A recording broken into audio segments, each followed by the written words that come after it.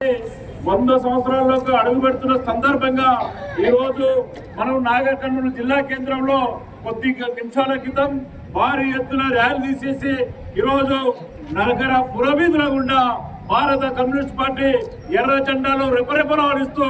ఎర్ర కామ్రేడ్స్ ఎర్ర సైనికులాగా కదం దొక్కి ఇక్కడ బస్టాండ్ కూడల్లో బహిరంగ సభ అరుణ పతాకాన్ని ఎగరేసుకొని బహిరంగ సభ నిర్వహించుకుంటా ఉన్నాం. ఈ కార్యక్రమంలో ఈరోజు మన నాయకులు చెప్పినట్టుగా మన ప్రియతమ నాయకుడు సిపిఐ జాతీయ సమితి సభ్యులు, రాష్ట్ర పార్టీ కార్యదర్శి వర్గ సభ్యులు, ఈ జిల్లా పార్టీ కార్యదర్శి కామ్రేడ్ బాల్ నరసింహ గారు చెప్పినట్టుగా ఈరోజు భారతదేశంలో పేదవాడి తరపున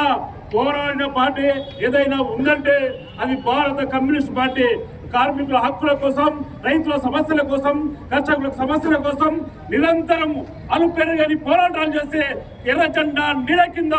సమస్యలు సాధించిన చరిత్ర కలిగిన పార్టీ అది ఏదైనా ఉందంటే అది భారత కమ్యూనిస్ట్ పార్టీ, సిపిఐ పార్టీ అని చెప్పి ఈ సందర్భంగా తెలియజేస్తా ఉన్నాను. అంతేకాదు తెలంగాణ రాష్ట్ర ఏర్పాటు వాదనలో తెలంగాణ రాష్ట్రంలో ఉమ్మడి రాష్ట్రంలో తెలంగాణ రాష్ట్రం కావాలని, తెలంగాణ మనకు రావాలని, తెలంగాణ నిధుల్లో నియామకాలు కోసం పోరాటం చేసి జాతీయ పార్టీ మన అగ్ర నాయకులు, మన ప్రియతమ నాయకులు సురవరం సుధాకర్ రెడ్డి గారు జాతీయ సమితి కార్యదర్శిగా ఉన్నప్పుడు ఏకైకంగా మన భారత కమ్యూనిస్ట్ పార్టీ తీర్మానం చేసి ఈ రాష్ట్రంలో